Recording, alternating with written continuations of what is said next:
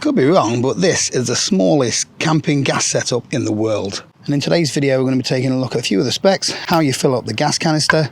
We'll be making a brew and cooking up some food, and we'll be checking out the ultimate pocket-size gas-powered cook set.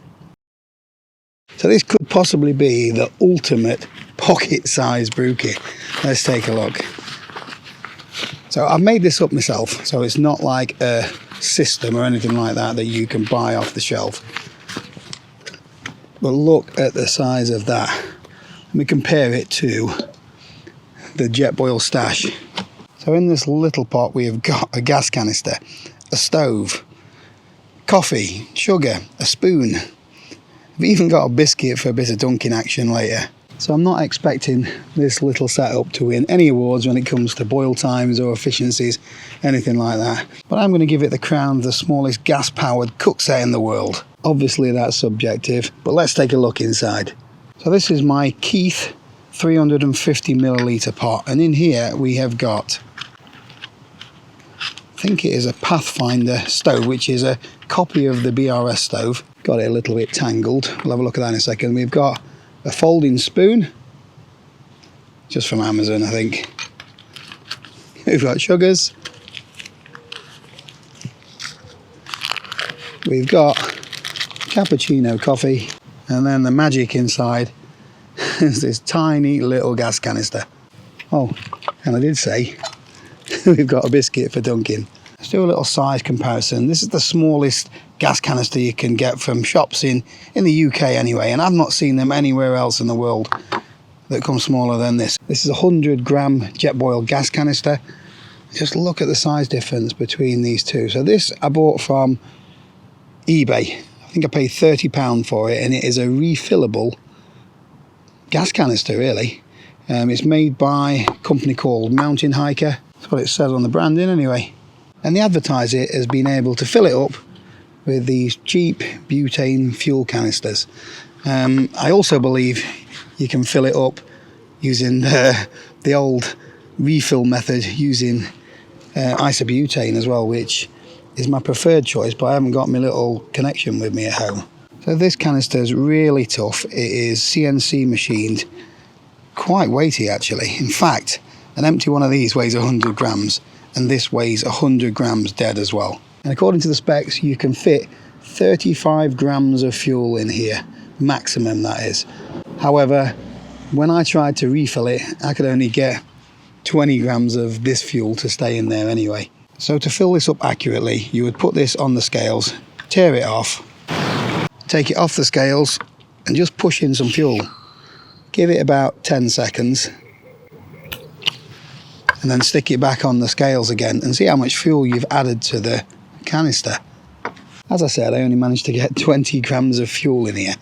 Doesn't matter how long I seem to press the gas on top, this butane, it just wouldn't refill any more than that. I will, when I get a chance, try filling it up with some of this stuff.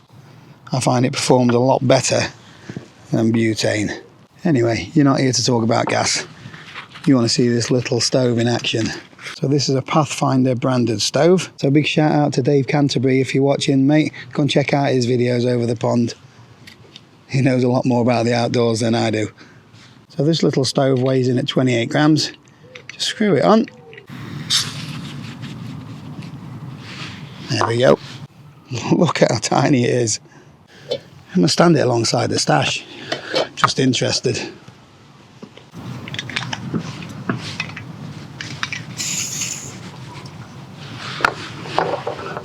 Wow, I told you it was tiny, with the little pot on top. Look at that. How cute is that? This might be my thumbnail. Alright, it's going to rain in a minute, so let's get it cracked up.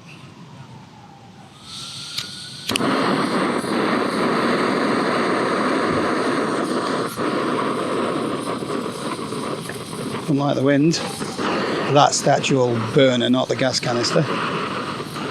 Never had any good luck in the wind with the BRS stoves. I've actually bought another little stove with me. This is the Outkit, is it Krakow? So it's almost identical in size as the Pathfinder or the BRS, but it's a little bit more powerful, so we'll see how that rocks. If it works a bit better, then it just makes things easier for filming, and we want to get a boil at the end of the day, don't we? I have actually had occasions where I've not been able to get a boil at all with the BRS stove. Let's see if this is any better. There we go.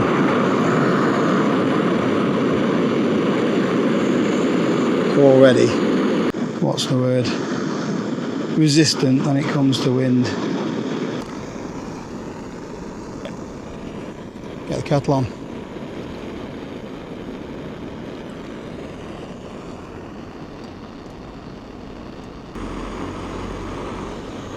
So it doesn't have a huge footprint, does it? So you're not going to balance this very well on grass or anything like that. There is a little tripod now in the bottom, so you could use a little camera tripod and just spread things out a little bit. A little bit of a bubble. I feel a lot of the heat escaping. Don't know how efficient this is going to be. I'm not even going to bother measuring it. I just wanted to show you a cool little stove.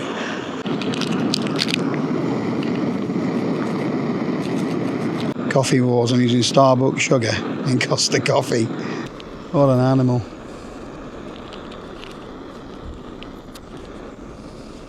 It's quite cold, this. No frost on it though, like you get on the bigger cans over there, but we're nearly boiling. There we go. This is going to be red hot. Yep, too hot to touch. Don't know if that'll melt. Hope not. There we go.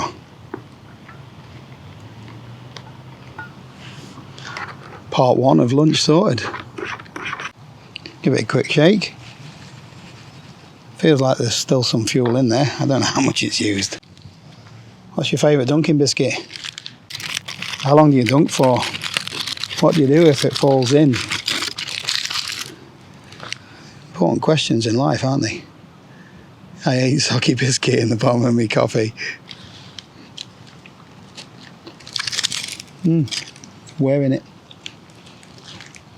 This is an oaty biscuit, I think. That's all we got in. Right. See if we can scramble some eggs on it. Now, this is a really tiny stove, so balance is not going to be, it's just not going to happen, is it? So I'm going to probably have to, just hold on to the pan. Let the stove do the action, but just take all the weight of the handle. Yeah, it's just, you can balance it, and if I had a tripod on there, it might work all right. Angles change a little bit. I've nicked this little tripod. Yeah, that screws on. So now we've got a platform. Although we haven't got a tripod for a camera, unless it's that one up in the gods there. I'm not very confident in this going to work, to be honest with you. So I might end up with some very mushy scrambled eggs. Well, that's the beauty of scrambled eggs. Doesn't matter what it looks like, does it? Fire her up.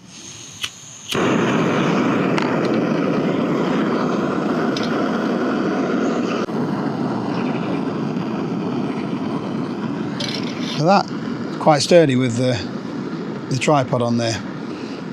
Not going anywhere. I'm happy with that. All the heat is right in the centre of the pan though.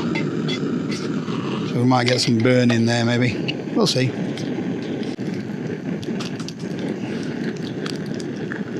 One. Two. I can count as well, look. I'm just going to mess it up.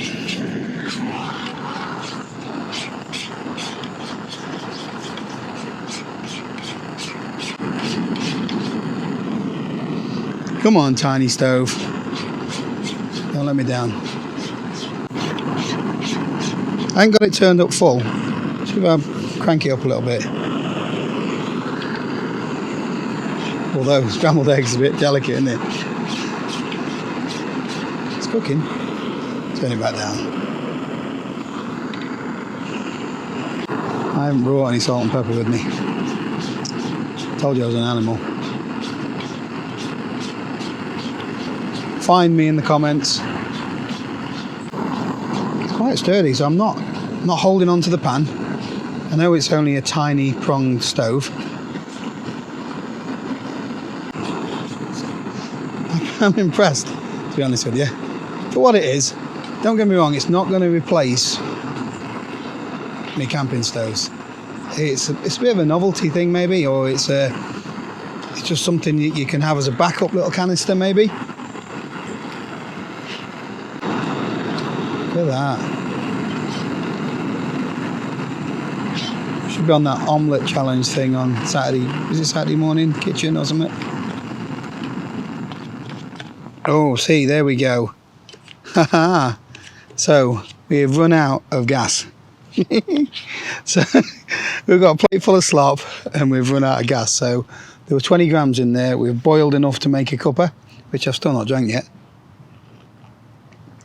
And we've half scrambled some eggs. So it's not anywhere near as efficient as a jet boil, is it? But we're having fun. Right, so what I am going to do, and I don't want to, so that's not too hot, it's not going to melt the table. I'm going to fill it up. So experience has already told me that I can't overfill it. So it's only letting me put 19-20 grams in. So we're just going to give it 10, 15, maybe even 20 seconds. A bit of gas in there, give it another pump.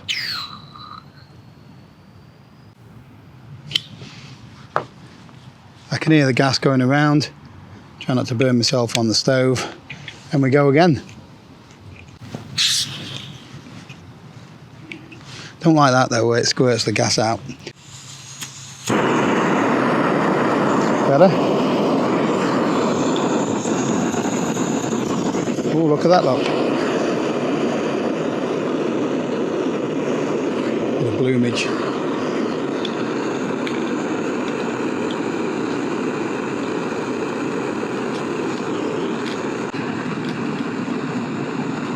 One thing I have confirmed, this stove, I can't remember what I call it now, Krakow, it's better than the BRS. So much better than the BRS. I think it costs twice as much though, possibly even a little bit more. I think it's around £30, whereas these are around 15. The BRS version anyway.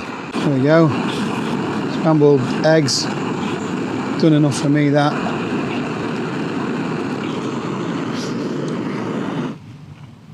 Gas off. I'm not going to put this on the table because it'll be hot. You know what it's missing?